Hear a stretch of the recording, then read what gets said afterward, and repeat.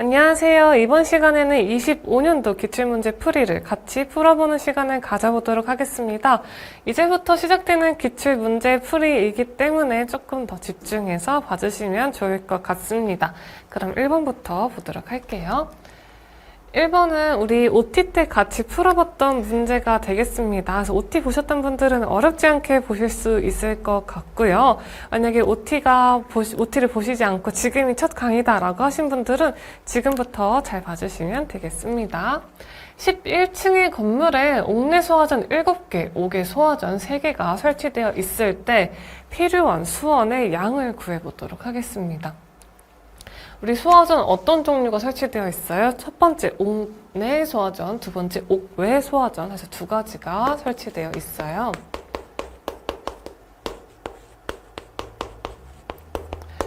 이렇게 두 가지가 설치되어 있는데 이 옥내 소화전과 옥외 소화전의 수원의 수량을 구할 때에는 얼마의 수치를 곱해줘야 되는지 수치를 알아줘야 되는 거고요. 그리고 얘가 7개 있다고 해서 7개를 전부 다 곱해주는 게 아니라 내가 허용할 수 있는 최대 개수가 따로 정해져 있어요. 그래서 허용할 수 있는 최대 개수를 알아줘야 합니다. 그래서 옥내 같은 경우에는 수치는 2.6을 수치를 가지게 되고 아무리 10개, 100개, 1000개가 있다고 하더라도 최대는 2개까지밖에 허용을 안 해주기 때문에 2개를 곱해주게 됩니다. 옥외일 경우에는 수치는 7을 곱해줘야 되는 거고 마찬가지로 옥내랑 마찬가지로 100개가 설치되어 있다고 하더라도 내가 허용해줄 수 있는 개수는 2개가 한개야 라는 거여서 2개까지 내가 곱해주게 되겠다라는 걸 볼 수가 있어요.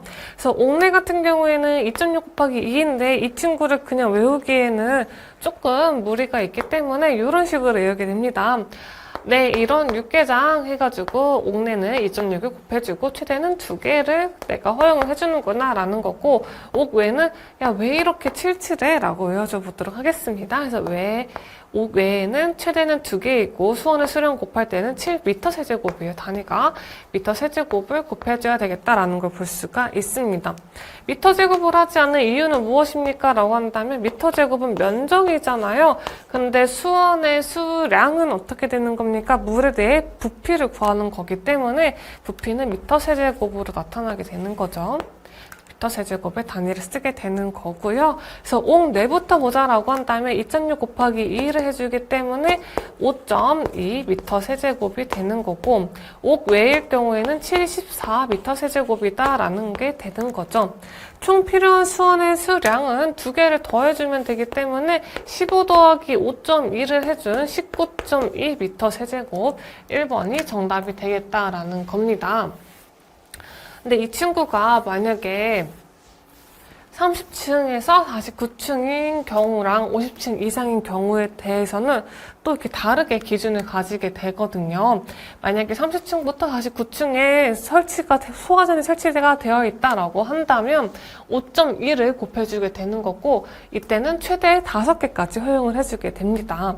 50층 이상은 조금 더 많은 수치를 곱해주게 되는데 7.8을 곱해주게 되고 최대는 5개까지 내가 허용을 해주겠다라는 것도 같이 해설에 써 있기 때문에 해설도 같이 봐주시면 좋겠습니다. 그래서 정답은 1번이다라는 거 보실 수 있습니다. 2번입니다. 액화 석유가스 LPG에 대한 설명으로 옳지 않은 것을 보도록 하겠습니다. 우리 가장 많이 비교하는 거 LPG랑 LNG 2개 같이 많이 비교를 하게 돼요. LPG는 우리 기름 넣으러 주유소에 가면은 우리 휘발유 넣는 것도 있고 LPG 가스를 충전하는 것도 있습니다. 가스로 충전해서 달리는 자동차도 있고 휘발유로 충전해서 달리는 자동차도 있기 때문이죠. 그렇기 때문에 LPG는 보통 가정용, 공업용, 그리고 자동차 등에 많이 사용하게 되는 친구가 됩니다. 우리가 넣는 LPG는 성분이 무엇입니까? 라고 했었을 때 이 친구 CH4는 메탄이라고 했는데 메탄이 주성분은 아니고 프로판이랑 부탄이라고 하는 친구를 주성분으로 가지게 됩니다. 프로판은 C3H8, 부탄은 C4, H10 이런 식으로 작성이 됩니다. 프로판의 폭발 범위는 2.1에서 9.5%가 되는 거고요. 액화석유가스인 LPG 가스는 우리가 실생활에서 정말 많이 쓰고 있는 가스이잖아요. 그렇기 때문에 만약에 새거나 이렇게 되면은 가스가 무거워서 아래로 체류하게 됩니다. 가베하면은 막 공기중에 흩날려서 위로 체류하기 때문에 만약 불이 발생한다라고, 화재가 발생한다라고 한다면 여기저기서 폭발이 발생하게 되겠죠. 그런데 LPG는 무거워서 낮은 곳에 체류가 됨을 확인을 하실 수가 있고요. 낮은 곳에 체류한다라는 게 너무 중요한 포인트여서 꼭 기억을 해주셔야 하겠습니다.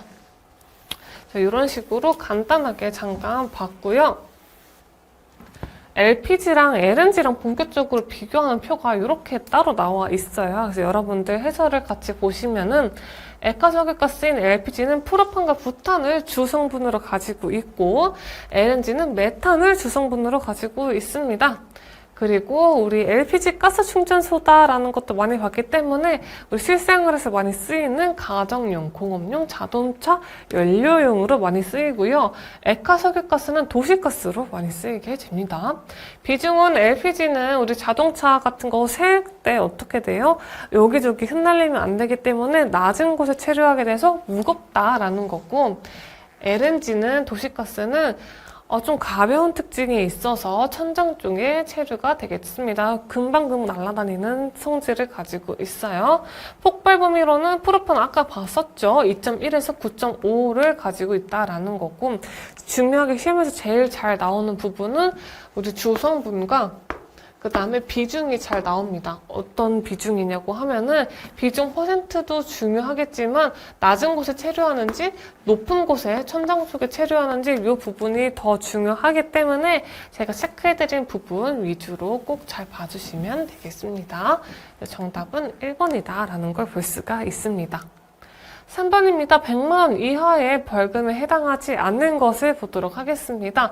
100만원 이하의 벌금이다 라고 한다면 그렇게까지 내가 큰 잘못을 한 거는 아니에요. 근데 100만원 이상으로 가면은 조금 큰 잘못을 한 거다라고 생각해 주시면 조금 문제 푸시는데 편하실 거라고 생각이 듭니다. 1번입니다. 정당한 사유 없이 소방용수시설 또는 비상소화장치를 사용하거나 소방용수시설 또는 비상소화장치의 효용을 해치거나 그 정당한 사용을 방해한 사람이다 라는 겁니다.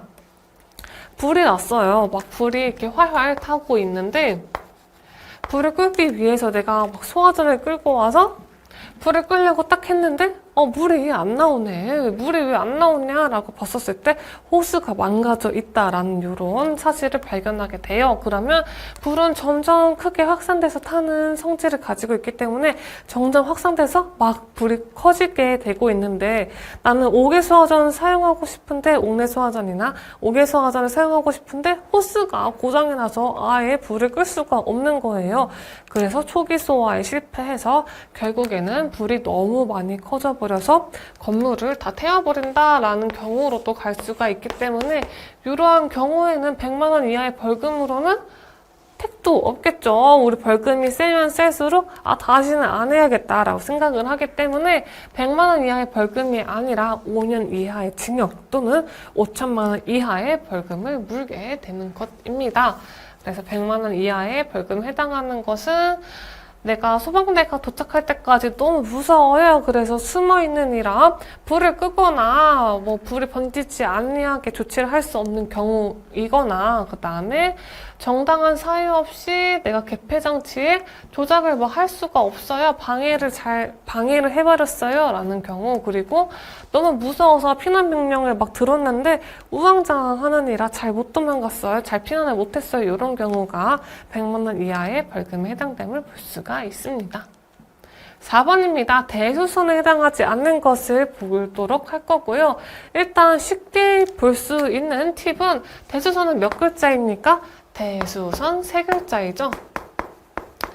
3글자이기 때문에 숫자 3이랑 굉장히 친한 친구입니다. 그래서 웬만한 기준에는 3이라는 숫자 혹은 30이라는 숫자가 굉장히 많이 들어가요. 그래서 일단은 숫자 숫자가 3이 아닌 거 4번 볼 수가 있는 거고요. 대수선은 어떤 거냐라고 한다면 이렇게 볼 수가 있습니다.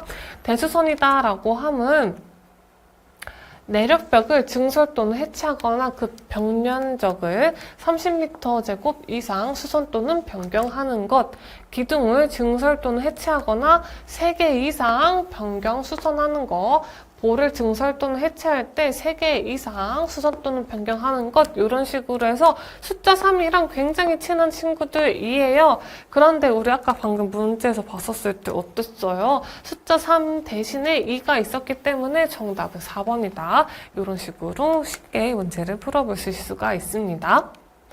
5번입니다. 소방 대산물의 관계인이 아닌 것을 보도록 할 거예요. 우리 관계인이 아닌 것은 소의 관점으로 봐야 됩니다. 그래서 소 관점이다 라고 보시면 되고요. 소의 관점으로 봤었을 때 아닌 거다 라고 하는 거니까 소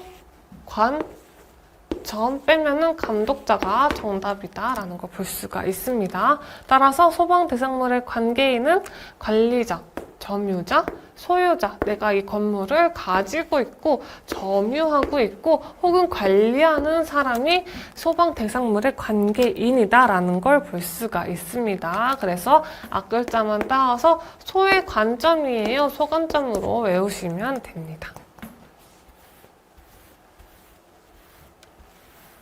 다음 5번 보도록 할게요. 차동식 스포츠용 감지기에 대한 설명으로 옳은 것을 보도록 할 거고요. 차동식과 많이 비교해서 나오는 게 정원식이 많이 나와요. 정원식 스포츠용 감지기에서 2가지가 많이 나오게 됩니다. 일단은 생긴 걸 먼저 보고 오도록 할게요. 차동식은 이런 식으로 생겼어요. 우리 감지기 많이 보고 있죠. 되게 많이 보았던 감지기이고요. 차동식 감지기는 상승률과 관계가 있는 친구입니다. 그래서 온도가 상승함을 감지를 해서 불이 난 것 같아 라고 알려주는 친구가 되는 거고요. 거실이나 이제 통로 이런 데 많이 사용을 하는 친구가 되겠습니다. 그 다음은 정원식을 보도록 할 거고요. 정원식도 우리 많이 봤죠. 이 정원식은 이렇게 생긴 감지기다라는 거고, 이 친구는 일정 온도에 도달하게 되면은 불이 났습니다 라고 알려주게 되는 친구가 되는 겁니다. 주방 같은 데 많이 쓰이게 돼요. 그래서 정원식 감지기에 대해서 대표적인 친구 무엇이니? 라고 하면은 주방을 많이 체크를 해주시게 되는 겁니다. 그래서 만약에 우리 열 상승률에 대해서 감지를 해요. 주방에 있는데 그러면 내가 막 요리를 하다 보면은 열이 점점 올라가게 되는 거죠. 그러면은 내가 요리를 할 때마다 불이 났다고 감지를 하게 될 거 아니에요. 그래서 이럴 때에는 차동식 감지기를 사용을 하지 않고 내가 한 일정 온도 200도까지 됐다, 뭐 180도까지 됐다 이런 식으로 좀 극적이긴 합니다만 이런 온도가 됐다라고 했을 때 불이 났다고 인식을 해서 이거는 주방에서 요리하는 수준의 온도를 훨씬 뛰어넘은 온도야, 이거는 무조건 화재다라고 감지를 해줘서 불이 났다고 알려주는 친구가 정원식 감지기가 됨을 볼 수가 있습니다. 그래서 문제를 계속 보게 되면은 차동식 스포트용 감지기이기 때문에 우리 열 상승률에 대해서 보는 거고요. 정원식 스포트용 감지기는 이렇게 열을 감지하게 되면은 감지기 안에 바이메탈이라고 하는 친구가 있어요. 바이메탈이라고 하는 친구가 살짝 녹아서 접점에 붙게 됩니다. 그래서 바이메탈과 접점이 딱 만나면서 이거는 불났다라고 알려주는 역할을 하는 거고, 그래서 우리는 바이메탈에 들어있는 거는 정원식, 주위의 온도가 일정 온도 이상이 됐다라는 것도 정원식에 해당이 됩니다. 주방에 설치하는 것도 정원식이었죠. 그럼 남은 거는 가멸실, 다이어프램, 리크 구멍, 접점 등으로 구분돼서 생긴 친구는 차동식이다라는 걸 알 수가 있습니다. 정답 3번임을 확인하실 수 있어요. 다음 7번입니다. 방염 대상 물품 중 제조 또는 가공 공정에서 방염 처리를 한 물품으로 옳지 않은 것을 보도록 할 겁니다. 우리 방염 대상 물품은 두 가지를 구분해서 볼 수가 있어요. 첫 번째는 문제에서 나왔던 것처럼 제조 또는 가공 공정에서 방염 처리를 한 물품이고요. 두 번째로는 우리 건축물 내부 천장이나 벽에 설치하는 물품으로 해서 두 가지 기준으로 나눠서 볼 수가 있습니다. 이렇게 표에서 보면은 여러 가지가 써져 있는데 시험에 잘 나오는 거는 좀 정해져 있기 때문에 시험에 잘 나오는 거 위주로 체크를 해보도록 하겠습니다. 제조 또는 가공 공정에서 방염 처리를 한 물품에서 어떤 부분이 잘 나옵니까? 라고 한다면 여기 창문에 설치하는 커튼류, 근데 블라인드도 같이 포함이 되어 있는 친구는 불에 잘 타요. 불이 났을 때 스치기만 해도 우리 어떻습니까? 커튼 스치기만 해도 불이 붙을 확률이 굉장히 높기 때문에 불에 좀 덜 붙으라고 방염 처리를 해줍니다. 그리고 바람에 흩날리게 되면 커튼이 바로 불에 붙어버릴 수가 있어서 더 큰 화재로 확산되는 걸 방지하기 위해서 커튼류랑 블라인드는 무조건 방염 처리를 해주게 되는 거고요. 벽지류, 여기도 중요하기 때문에 꼭 체크를 해주세요. 벽지류도 우리 건물 같은 데 보면은 무조건 벽 타고 불이 확산이 되잖아요. 그래서 벽지류에도 방염 처리를 해주게 되는데 두께 2mm 미만의 종이 벽지는 제외를 해주고 제외해야 되는 상황은 항상 중요하죠. 방염 처리를 해준다라는 거 볼 수가 있습니다. 그리고 안막, 무대막에서도 우리 방염 처리를 해주게 되는데 가상체험 체육시설에 설치하는 스크린도 포함된다라는 거 같이 봐주시면 됩니다. 그 다음에 옆으로 넘어와서 건축물 내부 천장이나 벽에 설치하는 물품 중에서는 종이류 두께 2mm 이상에 해당되는 친구가 가장 많이 나와요. 그래서 이 부분은 꼭 체크해 주시면 되겠습니다. 그래서 우리 아까 문제에서 봤었을 때 종이류 두께 2mm 이상에 해당되는 친구는 제조 또는 가공 공정에서 방염 처리를 한 물품이 아니라 건축물 내부 천장이나 벽에 설치하는 물품으로 분류가 되기 때문에 정답은 1번이다 라는 거 보시면 되겠습니다. 다음 8번 되겠습니다. 다음은 건축허가 등의 동의 요구 회신 기한에 대한 내용이고요. 가로 안에 들어갈 말로 알맞은 것을 보도록 하겠습니다. 우리 건축 허가를 하고 건축을 이제 어떤 건축물을 짓겠죠. 그런데 허가를 받아야 돼요. 그 허가를 받는 거에 대해서 동의 요구를 받은 소방본부장 또는 소방서장은 건축 허가 등의 동의 요구 서류를 접수한 날로부터 우리 일주일은 넘기지 말자. 그래 너무 오래 기다리게 되면은 우리 내가 서류 처리하는 거 까먹을 수도 있으니까 5일 이내에 건축허가 등의 동의 여부를 회신을 해줘야 됩니다. 이거 지어도 돼. 아니면 짓지 마. 이런 식으로 해서 회신을 해줘야 되는 거예요. 그런데 신청한 건축물이 우리 특급 1급, 2급, 상급 이렇게 있고 특급으로 갈수록 굉장히 커다란 킨텍스, 코엑스 이런 건축물이 되는데요. 특급 소방 안전관리 대상물이다라는 경우에는 어떻습니까? 내가 고려해야 될 사항도 많고 설치해야 될 소방시설도 많고 수용해야 될 인원도 굉장히 많은 거죠. 이럴 때는 5일 가지고는 택도 없어요. 내가 봐야 할 서류가 이렇게 많은데 5일로 된다고? 안 돼요. 돈 좀 더 주세요. 그래서 2배를 줍니다. 10일 이내에 회신을 해주면 돼서 정답은 3번이다 라는 걸로 보시면 됩니다.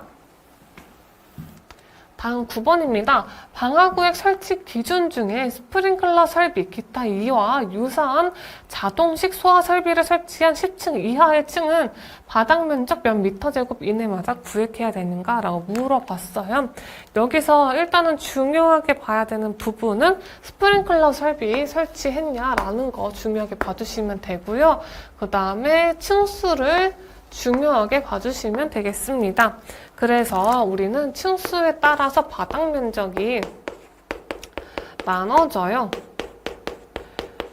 10층 이하랑 11층 이상으로 되었을 때 10층 이하는 1000m 제곱마다 방화구획을 설치를 해주면 되는 거고요. 11층 이상이다 라고 한다면 우리 200m 제곱마다 방화구획을 설치해주면 되는데 만약에 불연재료로 내가 지었어요 라고 한다면 불연재료이다 라고 하는 경우에는 500m 제곱마다 방화구획을 설치를 해주게 됩니다.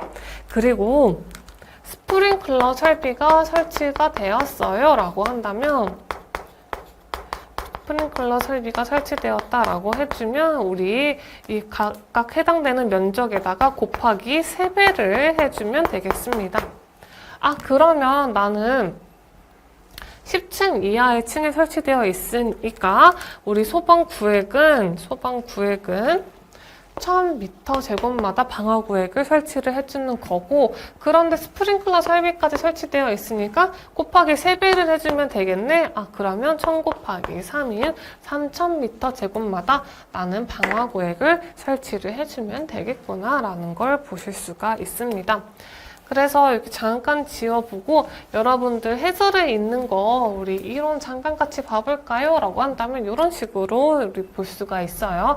아까 설명드린 거랑 똑같은 부분이긴 한데 한 번 더 보자라고 한다면 층수로 먼저 나눠주게 됩니다. 층수는 10층 이하랑 11층 이상으로 나눠주게 되고 10층 이하일 때는 우리 1000m 제곱마다 방화구획을 구획해준다. 11층 이상일 때는 200m 제곱인데 만약에 내가 불연재료로 만들었다. 조금 더 화재가 나지 않을 수 있게 신경을 썼다라고 한다면 500m 제곱마다 방화구획을 구획을 해주면 됩니다. 그리고 제일 중요한 거 시험 문제 정말 잘 나오는 거는 스프링클러 설비를 설치했냐 안 했냐도 정말 잘 나오기 때문에 스프링클러 설비 설치하면은 우리 3배 해준다라는 것도 꼭 기억해 주세요.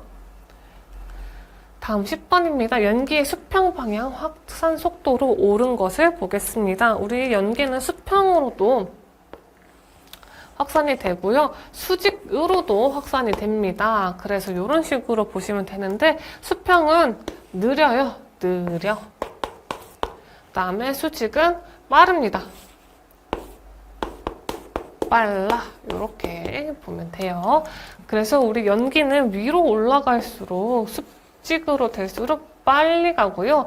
옆으로 수평으로 가게 될수록 느리게 가는 특징을 가지고 있습니다. 수평 방향은 느리다고 했기 때문에 얼마나 느립니까? 우리 0.5에서 1m/s다. 1초당 0.5에서 1m밖에 못 간다라는 거고요. 수직일 때는 더 빨라요. 얼만큼? 2에서 3m/s다. 1초당 2에서 3m 가는 속도입니다. 라는 걸로 보시면 되겠습니다. 다음 11번입니다. 건축물 외벽 중심선으로 둘러싸인 부분에 수평 투영 면적을 의미하는 것으로 옳은 것을 구해보도록 할 거고요. 11번과 12번은 약간 정의에 대해서 묻는 거기 때문에 이건 정의를 조금 기억을 해주셔야 되는 부분입니다. 이 친구는 건축 면적에 대한 의미를 물어보는 거고요. 건축 면적은 건축물 외벽을 중심선으로 둘러싸인 부분의 수평 투영 면적을 의미한다라는 거 확인만 해주시고 잘 안 나오기 때문에 넘어가시면 되겠습니다. 12번입니다. 밀폐구조 영업장에 대한 내용이고요. 가을원에 알맞은 말을 써보도록 할 거예요. 밀폐구조는 생각했을 때 어떤 느낌이 있습니까? 답답하고 숨을 잘 못 쉴 것 같고 질식에 대한 느낌이 있는 친구이죠. 그래서 영업장에 채광, 환기, 통풍, 피난 등이 용이하지 못한 구조로 되어 있어요. 밀폐가 되어 있기 때문에 약간 숨이 탁탁 막히는 느낌이 있는 거죠. 그런데 개구부 면적의 합계가 영업장 바닥 면적의 30분의 1 이하가 되는 것을 의미한다. 이 밀폐 구조에 대해서 기준은 30분의 1 이하가 되는 것을 의미한다라는 것까지 보시면 되겠습니다. 13번입니다. 종합방제실 설치 기준에 대한 설명으로 옳은 것을 보도록 할 거예요. 종합방제실은 보통 좀 큰 건축물 같은 데 가면은 방제실이라고 따로 되어 있어서 방제실이라고 되어 있는 곳도 있고 아니면 관리사무소 안에 설치가 되어 있는 곳도 있어요. 그래서 공동주택의 경우에는 방제실을 따로 만들기가 조금 곤란한 경우가 있기 때문에 관리사무소 내에 설치를 할 수가 있습니다. 그래서 없는 건 틀렸다라고 보시면 되는 거고요. 종합방제실은 종합이라는 말에 걸맞게 재난정보를 한꺼번에 수집을 해서 방제활동 거점 역할을 할 수 있는 곳이다라는 걸 보실 수가 있고요. 종합방제실의 면적은 30m 제곱이 아니라 20m 제곱으로 해줘야 합니다. 종합방제실은 반드시 무조건 어떤 일이 있어도 1층에 설치해야 된다라는 건 아니고요.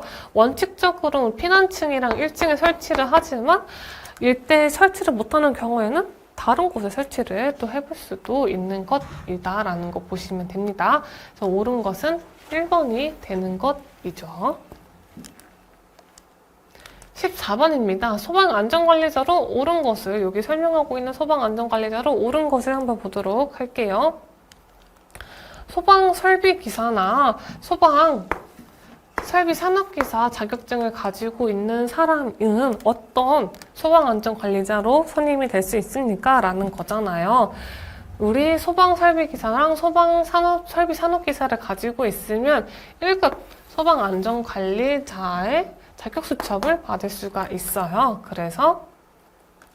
그리고 소방공무원으로 7년 이상 근무했다라는 것도 1급에 해당이 되기 때문에 정답은 3번임을 볼 수가 있고요. 2급도 잘 나오기 때문에 2급과 같이 비교해서 보시면 좋은데 2급은 위험물 기능장, 위험물 산업기사, 위험물 기능사까지 위험물에 관련된 자격증을 가지고 있는 사람은 2급 소방안전관리자로 우리 선임을 할 수 있다라는 거 볼 수가 있습니다. 자격수첩을 받을 수가 있는 거죠. 그래서 1급은 소방설비기사, 소방설비산업기사의 자격증을 가지고 있는 사람, 2급은 위험물 관련된 자격증을 가지고 있는 사람이다라고 꼭 비교해서 봐주셔야 합니다. 그리고 2급은 소방공무원으로 7년이 아니라 3년 이상 근무한 경력을 가지고 있어야 된다라는 차이점도 보시면 되죠. 15번입니다. 위험물 기능사 자격 취득자는 위험물 기능사를 공부하신 분들은 아시겠지만 우리 제1류부터 6류 위험물까지 모두 다 배워요. 그래서 모두 다 배우기 때문에 이거 배운 건 다 써야 되잖아요. 그래서 모든 위험물을 취급할 수 있습니다. 그런데 교육만 들었어요. 교육만 들은 이수자 같은 경우에는 제일 위험하고 제일 많이 쓰이는, 되게 대중적으로 많이 쓰이는 위험물인 4류 위험물을 취급할 수가 있습니다. 4류 위험물은 휘발유, 등유, 경유 이런 거를 포함을 하고 있는데요. 휘발유 하면 생각나는 게 뭐가 있습니까? 주유소 생각나시죠? 그래서 주유소에 당장 뭐 필요한데 내가 위험물 기능사 자격이 있는 사람을 뽑을 수가 없다라고 한다면 교육을 이수를 해서 4류 위험물을 취급을 하기도 합니다. 그래서 위험물 기능사 자격을 취득한 사람은 우리 1류부터 6류 위험물까지 모두 다 배웠기 때문에 모든 위험물을 취급할 수 있고, 교육 이수자는 우리 당장 급한 4류 위험물에 대해서 취급을 할 수가 있겠다라는 걸 보시면 되죠. 16번입니다. 전기화재 예방 방법으로 옳은 것을 모두 골라보도록 하겠습니다. 전원 개폐기를 설치한다라는 건데 내가 효율적으로 분배를 해주는 거를 전원 개폐기를 설치한다라는 거죠. 근데 내가 효율적으로 전력을 분배해주는 게 화재 예방 방법은 아니기 때문에 동작 여부도 확인하는 거는 이 친구는 아니고요. 과전력 차단기를 설치를 해서 전기 화재 예방을 할 수가 있겠죠. 내가 전력 막 과하게 쓰는 거를 이 친구가 알아서 끊어주는 거니까요. 단선 시 발생되는 열에 의해서 전선 피복이 연소하여 발화의 원인이 된다라고 했는데, 발화의 원인은 전기 화재 예방 방법은 아니죠. 그렇기 때문에 일단 말부터 틀렸습니다. 전선을 묶거나 꼬이지 않도록 해서 내가 전기화재를 예방할 수 있겠다라는 거는 우리 실생활에서도 많이 쓰이고 있는 방법이기 때문에 맞는 건 니은과 리을인 1번임을 보실 수가 있습니다. 17번입니다. 객석 유도등의 설치 장소로 옳지 않은 것을 보도록 할 거예요. 객석 유도등이다 라고 한다면 쉽게 우리 영화관 생각하시면 되겠습니다. 영화관에 딱 이렇게 들어가게 돼요. 영화관에 이렇게 딱 들어가게 되면은 우리 바닥에 이렇게 설치되어 있는 거 볼 수가 있는 거고요. 그 다음에 통로에도 설치가 되어 있죠.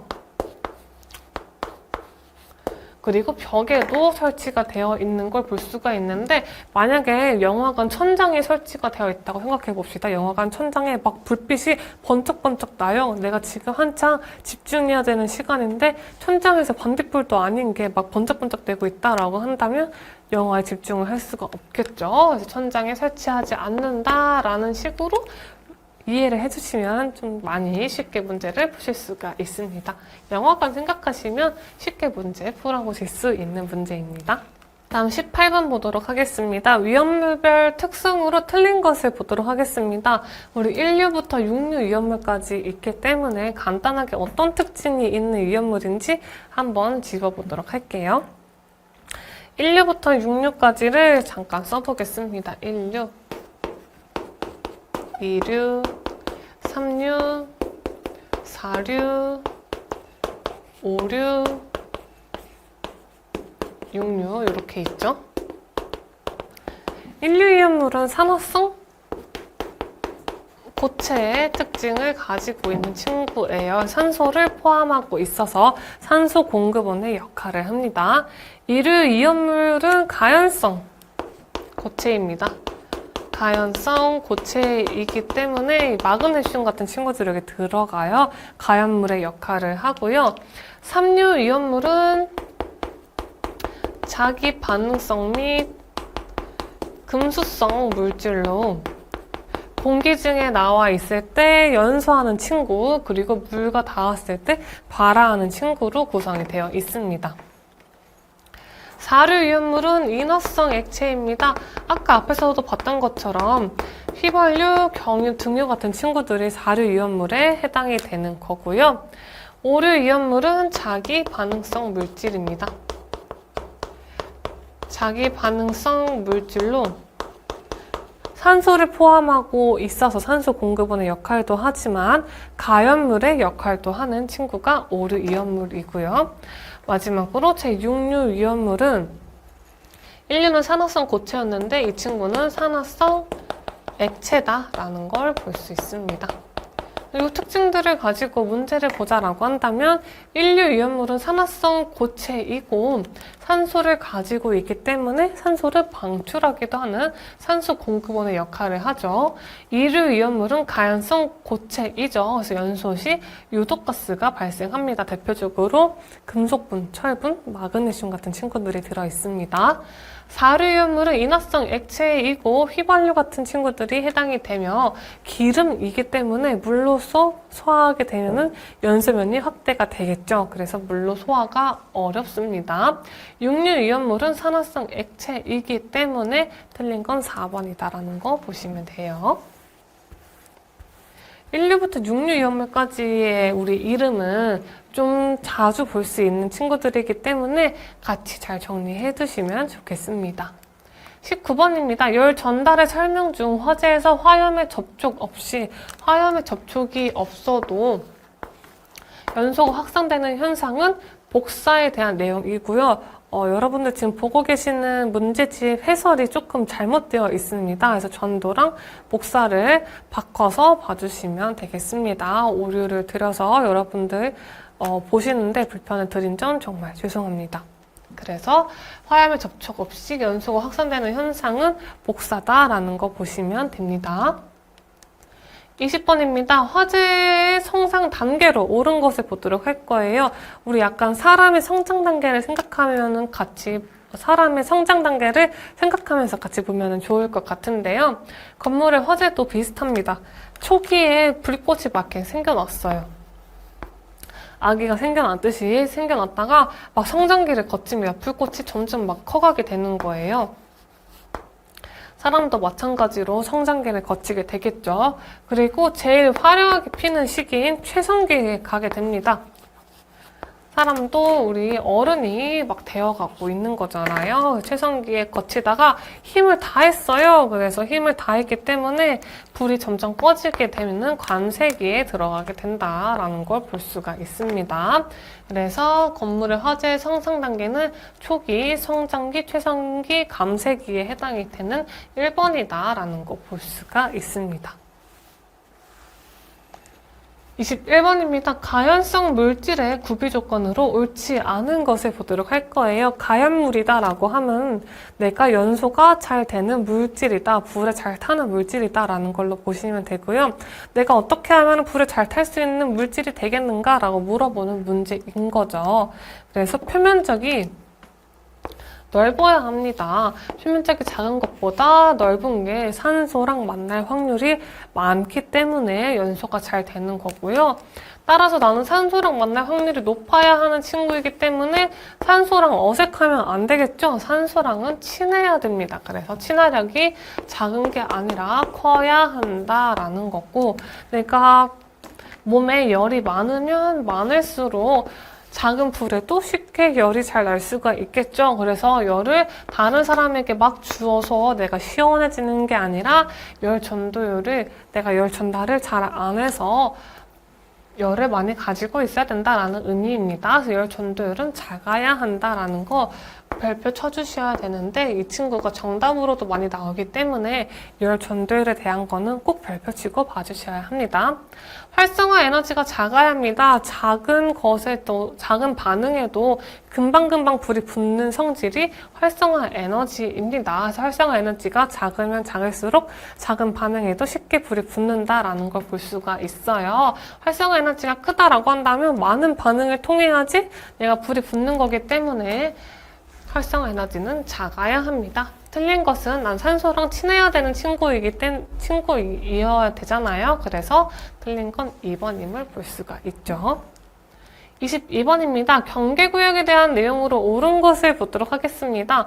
해당 특정 소방 대상물의 주된 출입구에서 그 내부 전체가 보이는 것에 대해서는 한 변의 길이가 50m, 의 범위에서 1000m 제곱 이하로 할 수 있다라는 거고요. 중요하게 봐주셔야 되는 거는 내부 전체가 보인다라고 한다면 한 변의 길이 50m, 범위는 1000m 제곱이다라는 걸 꼭 기억을 해주셔야 합니다.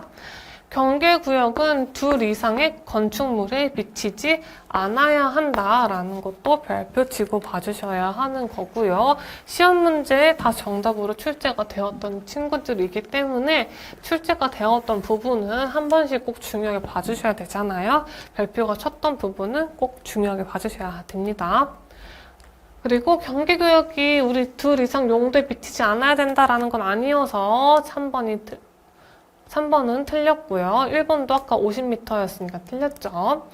그 다음에 4번은 600m 제곱 이하의 범위에서는 두 개의 층을 하나의 경계구역으로 할 수 있는 게 아니라 500m 제곱으로 봐주셔야 되겠습니다. 그래서 이 4번도 시험 문제 나온 적이 있기 때문에 같이 기준 봐주시면 좋겠습니다. 우리 수용 인원에 대해서 물어보는 문제가 되겠습니다. 이 문제는 정말 쉽기 때문에 그렇게 어렵지 않게 풀 수가 있어요.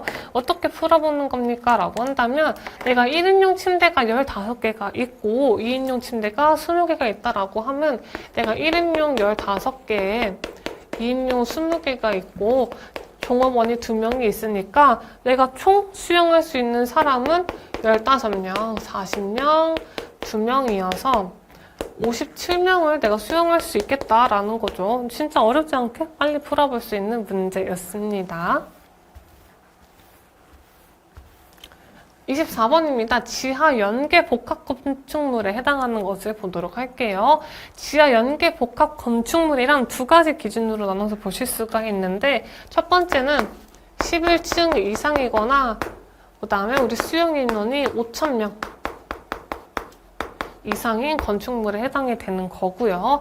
두 번째로는 내가 문화시설, 뭐 운수시설, 숙박시설, 그다음에 뭐 테마파크 이런 것들이 같이 있어서 사람들이 관광을 많이 오는 시설을 가지고 있는 거를 의미를 합니다. 지하 연계 복합 건축물이랑 우리 비교해서 많이 보는 건 초고층 건축물이다라는 거 같이 봐주시면 되는 거고요. 막 층이 100층이 넘어가는 층이 있어요 라고 하는 건 초고층 건축물이다라는 걸로 보시면 됩니다.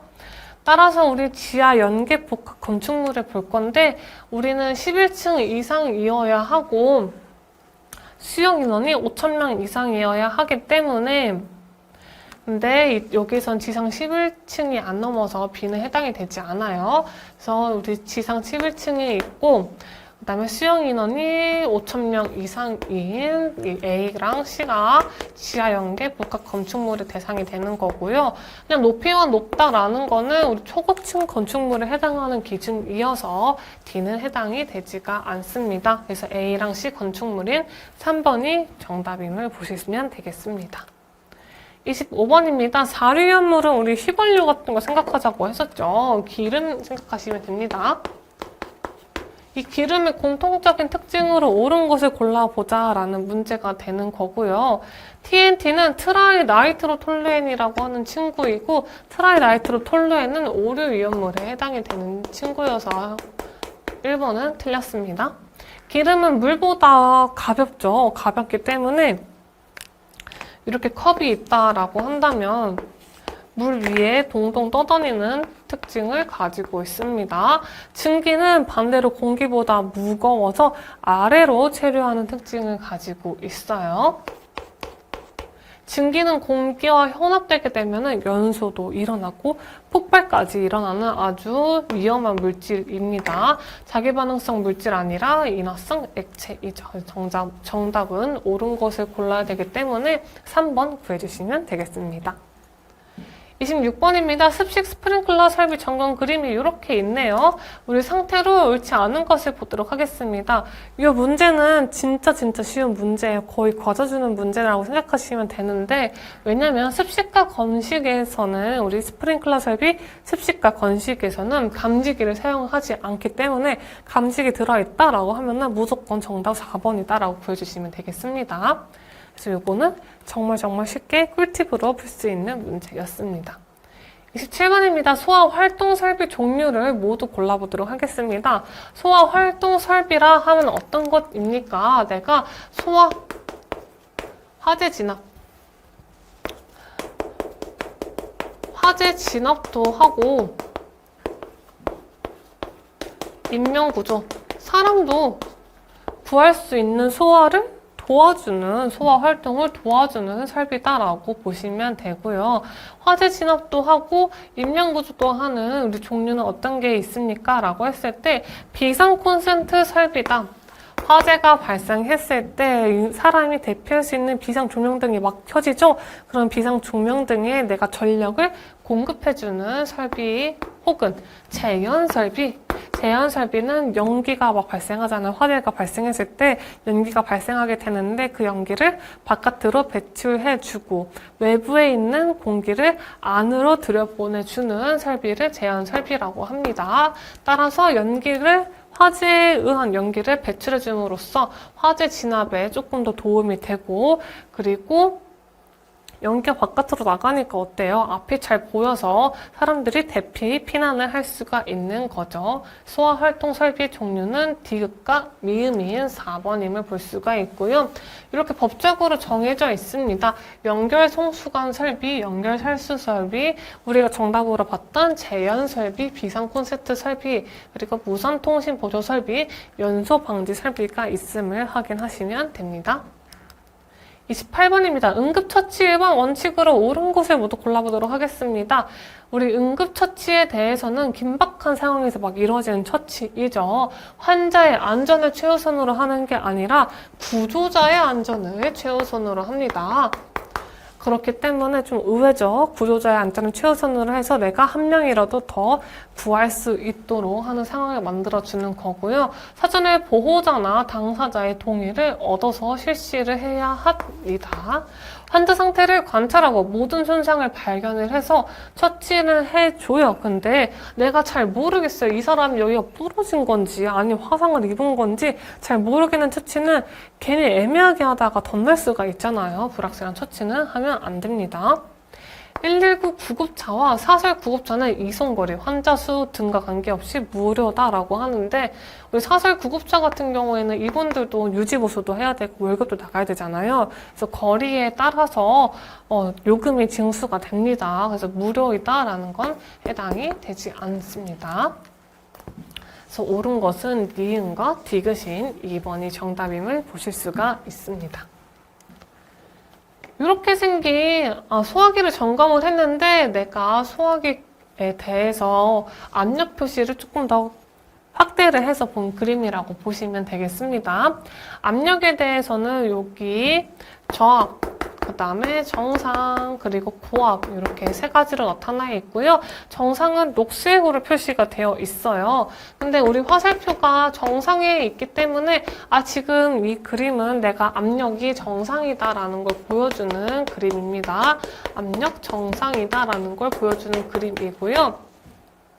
우리 소화기를 점검하는 시점은 25년 8월다라는 걸 보고 같이 넘어가겠습니다. 점검 시점은 25년 8월.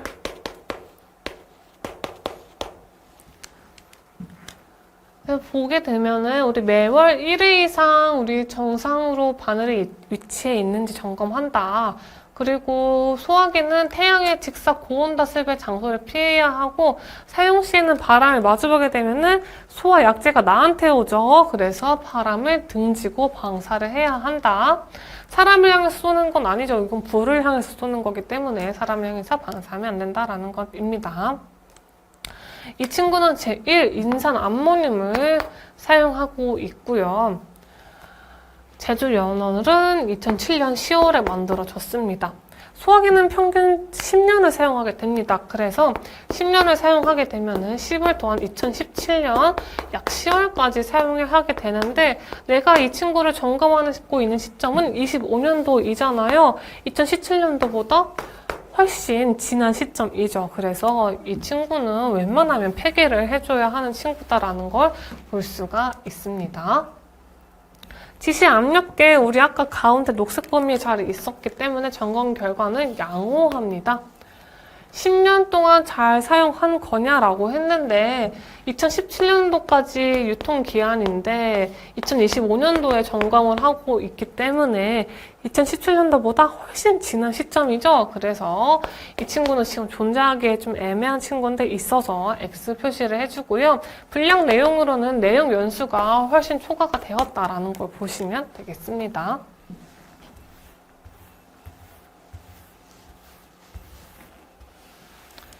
다음 30번입니다. 자동화재 탐지 설비 수신기 작동 상태를 나타낸 그림이고요. 옳은 것을 골라보도록 할게요. 이 그림의 특징으로는 발신기가 켜져 있어요. 원래는 교류 전원과 그 다음에 전압 지시가 정상인지 정도만 표시가 되어 있는데 발신기가 켜져 있다라는 특징이 있음을 볼 수가 있습니다. 전압 지시가 정상이어서 내가 정상적으로 지금 전압이 잘 흘러가고 있구나라는 걸 볼 수가 있어요. 도통시험을 실시하고 있다라고 하는데 도통시험에는 우리 도통시험에 대한 결과값을 나타내는 이 등이 켜져야 돼요. 그리고 도통시험 등도 눌러져 있어야, 버튼 눌러져 있어야 되겠죠. 하지만 어떤 곳에도 표시가 되어 있지 않기 때문에 기억은 틀렸다고 볼 수가 있습니다. 화재 통보기기는 발신기이다. 우리 발신기에 불이 들어와 있었죠? 그래서 화재 통보기기는 발신기이고요. 스위치 주의등이 전멸되지 않는 것은 조작 스위치가 눌러져 작동된 상태를 나타낸다라고 했는데 스위치 주의등이 전멸되는 것은 이에요. 되는 것은 조작 스위치가 눌러져 작동된 상태를 나타냄을 보실 수가 있습니다. 수신기 전원 상태는 우리 정상으로 나타나져 있잖아요. 높거나 낮은 게 아니라 정상이기 때문에 이상이 없습니다. 따라서 정답은 옳은 것은 4번이다라는 거 볼 수가 있죠. 31번입니다. 우리 제한 설비 점검 시 감시 제어반에 표시등 상태를 나타냈습니다. 여기 점검 결과와 불량 내용으로 옳은 것을 보도록 할게요. 문제를 잠깐 보고 오겠습니다. 급기구에는 우리 급기 댐퍼 설치 상태, 화재 감지기 동작에 따른 개방이 적정하냐라고 물어져 있잖아요. 그래서 다시 앞에 그림을 와서 급기구에 대해서 우리 댐퍼가 잘 열려 있는지 확인을 하는 것이기 때문에 댐퍼 확인 등이 잘 켜져 있죠. 그래서 맞다라고 보시면 되고요. 화재 감지기 동작 및 수동 동작에 따라서 작동하는지 여부를 보는 건데 화재 감지기 동작에 따라서 화재 감지기 동작이랑 그 다음에 수동 기동 스위치 기동했을 때 우리 잘 확인이 되어 있습니까? 라고 했는데 확인등은 꺼져 있죠? 확인등은 꺼져 있기 때문에 틀렸다라고 보시면 됩니다. 그래서 불량 내용으로는 송풍기 미작동이다 라는 거 보시면 되죠. 32번입니다. 아래 내용을 참고해서 해당 층에 설치해야 되는 소화기 능력 단위와 소화기 개수를 각각 산정한 것을 보도록 하겠습니다. 우리 바닥 면적이 1000m 제곱이고요. 용도는 근린생활시설이에요. 용도가 중요합니다. 내화 구조이냐? 내장재 사용했냐라는 것도 너무 중요한 포인트이기 때문에 꼭 봐주셔야 되는 것이고요. 이거 문제 풀기 전에 잠깐 뒤에 표를 보고 오겠습니다. 능력 단위 기준표가 되겠습니다. 그래서 위락시설이다라고 하는 경우에는 우리 바닥 면적 30m 제곱마다 능력 단위 1단위 이상을 가지기 때문에 내 위에는 삼겹살이 있어요 라고 위3 이렇게 외워주시면 되는 거고요. 사람이 많이 모여있는 공연장, 집회장, 관람장, 문화재, 장례식장, 의료시설은 내가 가는 곳마다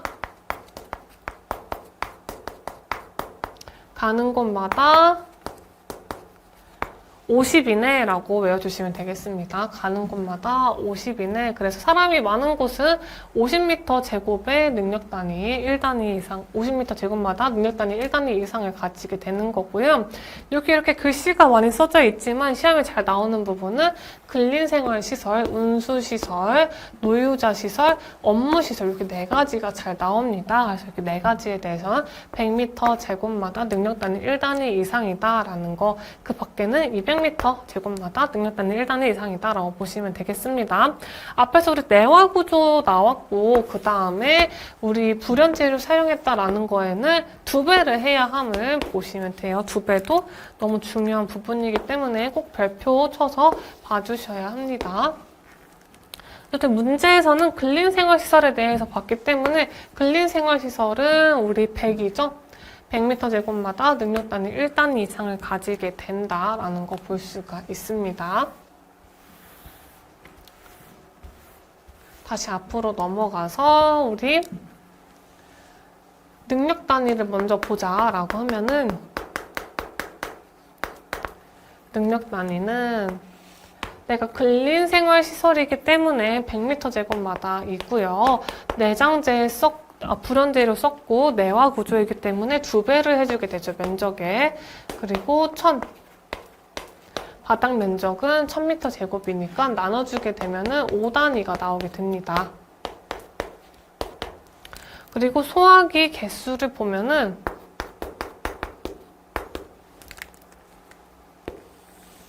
내가 근린생활시설이니까 100m 제곱마다, 그리고 내화 구조이니까 2배, 그리고 소화기는 3단위를 설치한다고 했으니까 3개까지 곱해주고요. 우리 바닥 면적은 1000m 제곱이니까 1000 이렇게 해서 식을 만들어줄 수가 있겠습니다. 나눠주게 되면은 1.67 정도가 나오는데 요거를 올림을 해줍니다. 그러면 2개다 라는 걸 볼 수가 있어요. 5단위와 2개는 1번에 있기 때문에 정답은 1번이다 라는 거 확인하실 수 있습니다. 33번입니다. 2층에서 발신기 오작동이 발생했습니다. 수신기 상태로 볼 수 있는 것을 보겠습니다. 2층에서 화재가 발생했기 때문에 우리 2층에만 켜져 있으면 돼요. 딴 데 다 켜져 있을 필요는 없습니다. 2층만 있는 건 1번이다 라는 겁니다. 34번입니다. 습식 스프링클러 설비 시험 밸브 개방 시 감시 제어반 표시 등이 점등되어야 될 것으로 옳은 것입니다. 스프링클러 설비 왜 우리 켜지나요? 화재가 발생하게 되면 켜지게 되는 거죠. 화재가 발생했기 때문에 켜져요 라는 거랑 그다음에 물이 흘렀다. 스프링클러는 물로 많이 사용하죠. 그래서 물이 흘렀다라면은 바로 알람 밸브가 켜지기 때문에 알람 밸브랑 화재 표시 등이 켜지는 기역과 비읍인 1번임을 볼 수가 있습니다. 35번입니다. 폐쇄형 스프링클러 헤드를 설치하는 장소의 최고 주의 온도가 60도일 때 설치해야 되는 표시 온도로 옳은 것을 보도록 할 거고요. 표시 온도 기준은 39도부터 106도까지 나눠져 있습니다. 근데 우리는 60도이기 때문에 39도 이상 64도 미만인 여기 범위에 해당이 되는 거고 표시 온도는 79도 이상 121도 미만으로 표시를 해주시면 되겠습니다. 표만 보시면은 어렵지 않게 외워서 풀 수 있는 문제입니다. 36번입니다. 분말 소화기 동작 전후의 모습을 설명한 내용입니다. 이렇게 눌러서 사용을 했네요. 알맞지 않은 것을 보도록 하겠습니다. 우리가 앞에 우리 압력을 볼 수 있는 밸브가 있잖아요. 압력 밸브가 붙어 있는 것은 소화기는 가압식과 축압식이 있는데 압력에 대해서 볼 수 있는 거기 때문에 축압식 소화기라고 보시면 되고요. 가압식 소화기는 좀 안정하지 않은 이유로 인해서 많이 없애고 있는 추세입니다. 그래서 가압식 소화기는 틀렸다라는 걸 한 번에 볼 수가 있습니다. 소화기 내용 연수는 앞에서 봤던 것처럼 10년이고요. 압력 범위가 너무 중요합니다. 사용 가능한 압력 범위는 0.7부터 0.98메가파스칼입니다. 그래서 789로 이렇게 외워주시면 됩니다. 789인데 여기 8과 9만 바꿔서 7, 9, 8 이렇게 보시면 되겠죠. 소화기 용기 내에는 우리 다른 물질이랑 잘 반응을 하지 않는 물질인 질소가스를 넣어서 충전을 시켜주는 역할을 합니다. 심폐소생술에 대한 설명으로 옳은 것을 보도록 할게요. 심폐소생술을 해야 할 환자가 있어요. 근데 그 환자의 상태를 아주 꼼꼼히 30초 동안 이렇게 들여다보면은 내 골든타임을 놓칠 수 있잖아요. 그래서 10초 이내로 천천히 관찰하고 호흡을 확인합니다. 환자의 뭔가 수평이 되도록 가슴을 압박한다라고 했는데 내가 수평이 되도록 하면 이런 식으로 누르게 되는 거잖아요. 이렇게 누르면 압력이 잘 전달이 안 되겠죠. 수직인 상태인 위에서 아래로 힘차게 눌러주도록 하겠습니다. 수직. 성인의 경우는 가슴 압박은 분당 100에서 120회의 속도로 실시를 해주게 되고요. 그래서 옳은 것은 3번이다 라는 거 보시면 됩니다. 그리고 5cm 정도의 깊이를 두어서 꾹꾹 눌러줘야 합니다. 그리고 눌렀다가 빨리 떼고 다시 누르는 게 아니라 눌렀다가 피가 흐를 수 있는 시간을 좀 준 다음에 다시 눌러주면 됩니다. 다음은 옥내 소화전 설비 방수 압력 측정 조건 및 방법입니다. 옳은 것을 보도록 할게요. 요거는 중요하게 딱 봐야 하는 부분이 두 가지가 있고요. 정답으로 거의 두 가지 안에서 나오는데 반드시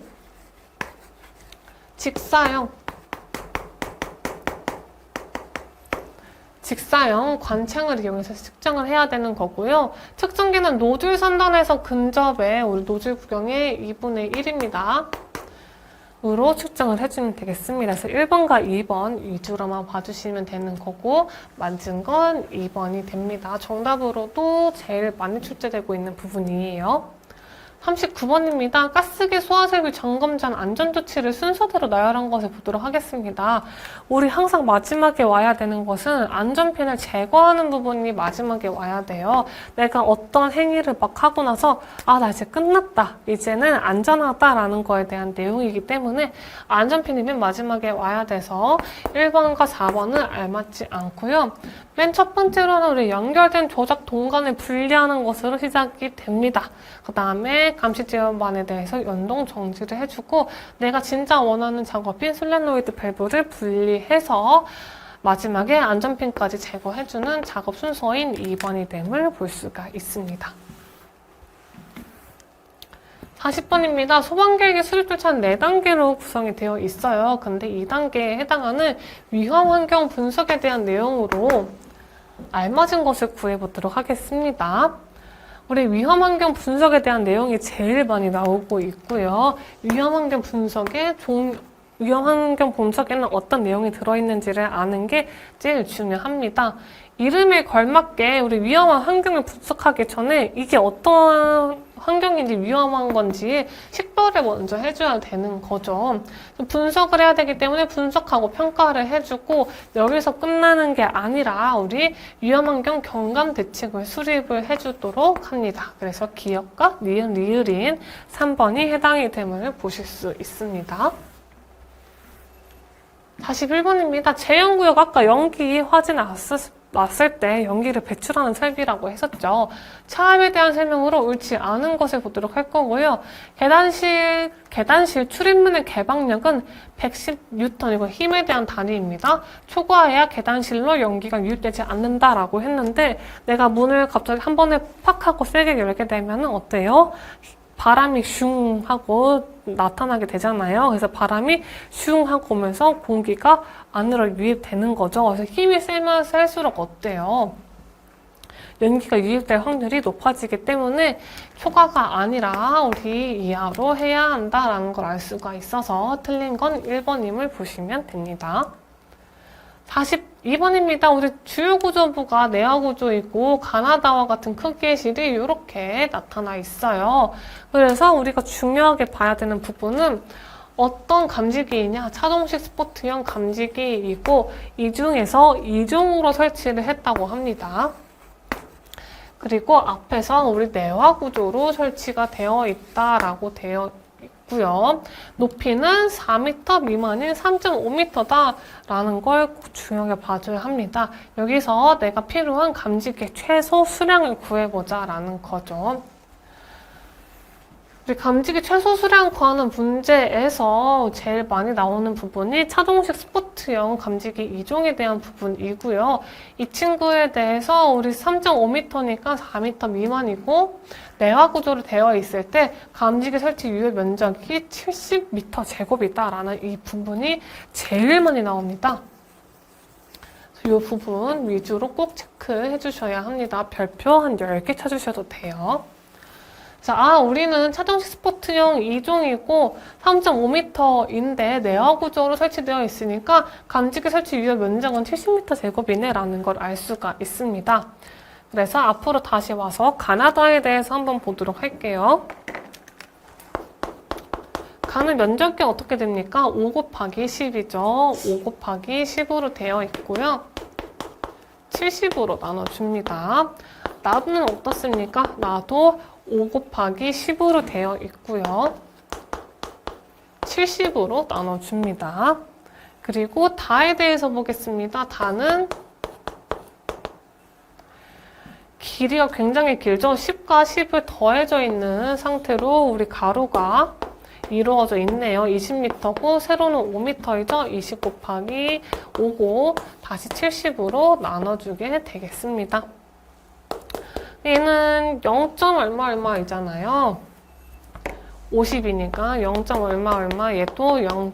얼마이고 그래서 올려줍니다. 올려주면은 1 얘도 1이다 라는 거고 얘는 1. 얼마가 되겠네요. 올려주면 2가 됨을 볼 수가 있습니다. 우리 다 올려준다라고 보시면 됩니다. 따라서 1과 2를 더해주니까 우리 감지기는 4개가 필요하다라는 걸 알 수가 있어요. 그래서 정답은 2번이다 라는 거 보시면 되겠습니다. 43번입니다. 옥내소화전 감시제어반과 동력제어반에서 주펌프를 수동으로 기동시키기 위해 조작해야 될 스위치로 옳은 것을 보도록 할게요. 주펌프를 수동이다. 주펌프 수동으로 조작하려고 합니다. 그럼 그림을 봤었을 때 내가 감시지어반에서 주펌프를 수동으로 기동하고 싶어요. 그러면 기역을 수동으로 올리고 혹은 주펌프를 기동으로 해서 같이 한 번에 하는 방법 하나와 아니면 주펌프를 수동으로 그냥 여기 이렇게 바꿔줍니다. 그리고 기동을 해주면 되겠죠. 하는 방법 2가지로 볼 수가 있습니다. 그래서 우리 기역과 니은이 같이 묶여있는 경우나 아니면 디귿에 대해서 수동으로 되어 있는 거 보면 되는데 기역만 수동으로 조작하면 되는 게 아니라 기역을 수동에 두고 니은을 기역, 기동으로 조작해줘야 되는 거죠. 그래서 1번과 2번은 틀렸고 디귿을 수동으로 조작해줘야 되기 때문에 정답은 3번임을 보실 수가 있습니다. 우리 수신기가 비화재보인 경우입니다. 화재를 복구하는 순서로 옳은 것을 골라보도록 할게요. 비화재보는 화재가 난 것처럼 막 수신기가 울렸는데 알고 보니 화재가 아닌 상황인 거죠. 예를 들어서 뭐 주변에 열풍기 같은 게 있었던 거죠. 그래서 열풍기 같은 게 있어서 감지기가 온도가 높아져서 화재로 오인해서 화재 신호를 막 울리는 경우가 있을 수가 있겠네요.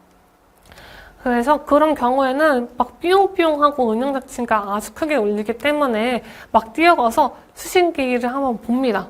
수신기를 일단 확인을 했어요. 그리고 디립다?